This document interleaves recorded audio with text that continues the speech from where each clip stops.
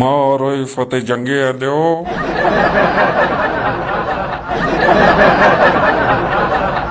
ओ गल सुन यारा, तू पागल तो नहीं है?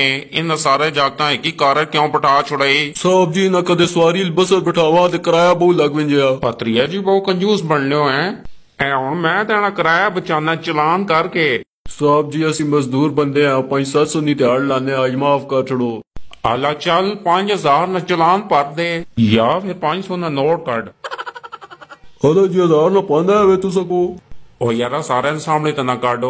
तू इनकार जड़ा चौल छोला लखलोता हुए उसको चला विन ते पान करा के ते मना 500 रुपया उसा चाह देवे। ठीक है चल जुल चल जुल। मेहरबानी जनाब जी। ये कहीं ना ने ओ ट्रैफिक पुलिस वाला पे ना ने 500 ना नोट मां चाह दे। किस गला ने 500 देवानी? मां के पता उस मां क्या मैं पहुंचा देना। साहब जी सदसो।